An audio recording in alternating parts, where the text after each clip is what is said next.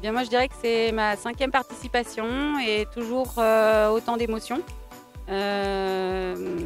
Toujours des paysages magnifiques, une population très accueillante, des yeux qui brillent, des mains tendues et beaucoup d'émotions cette année. Je dirais une organisation 100% réussie avec des guides exceptionnels et puis une team formidable. On a passé d'excellents moments, de la joie, des moments plus difficiles à gérer avec une panne notamment sur le retour où on a dû laisser un équipage en Espagne. Mais voilà, ils sont sur la route du retour et sinon tout s'est super bien passé.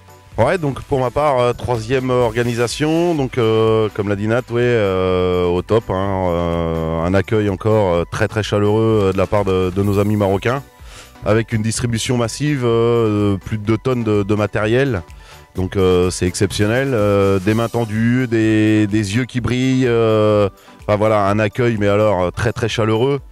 Et puis oui, une team en or, sans qui bien évidemment je pourrais pas réussir à organiser un raid comme celui-ci. Donc là on vient tout juste d'arriver, 6500 km parcourus, 2700 au Maroc, donc avec très peu d'ennuis mécaniques. 2 crevaisons, un véhicule, oui malheureusement avec une panne d'embrayage, donc resté au milieu de l'Espagne, mais là ils sont en cours de rapatriement, donc tout se passe pour le mieux. Malheureusement ils sont pas avec nous là à l'arrivée, mais voilà, on leur fait des gros bisous et on les attend avec impatience. Comment ça s'est passé votre arrivée avec les habitants là-bas? L'arrivée, toujours le même, hein, à partir du moment où on franchit la frontière et que l'on arrive sur le territoire marocain, voilà, le bouche à oreille et le téléphone arabe se fait un petit peu naturellement. Et voilà, notre parcours est déjà établi longtemps à l'avance. Nos guides font un travail exceptionnel sur place.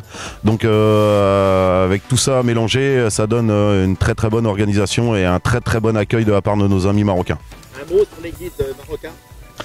Nos guides, Gigi et Arlette, on leur fait des gros bisous. Ils sont redescendus à Agadir. On va très prochainement retravailler sur le 4e raid. Donc plus que des guides, hein, des amis et presque de la famille, ils sont en or. Alors lors du voyage, les sentiments ils sont très partagés. On est pris d'émotions, on est pris de rires, de pleurs. C'était une aventure, sincèrement pour en trouver les mots, une solidarité extraordinaire. Ça a matché avec toutes les personnes. C'était une vraie cohésion d'équipe. On a vécu des moments compliqués, que ce soit mécanique, humain, mais on a toujours tout surmonté. Et ça, c'était énorme. Et d'avoir donné, parce que vraiment là, ça n'a que de sens que donner, c'est tellement recevoir tous ces sourires, toutes ces mains tendues, tous ces yeux qui imploraient, qui nous remerciaient à travers juste un petit rien, un petit crayon, un petit cahier. On était... c'est très fort en émotion et véritablement, faut le vivre pour le comprendre. On peut pas faire autrement. C'était votre premier voyage?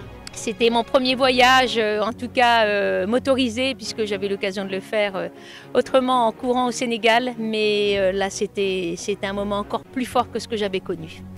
On remet ça l'année prochaine? Alors, c'est pas l'année prochaine, c'est dans 2 ans, puisqu'il faut du temps de préparation, etc. Mais effectivement, dans 2 ans, on est prêt à rempiler avec mon mari pour ce magnifique raid qu'on a vécu.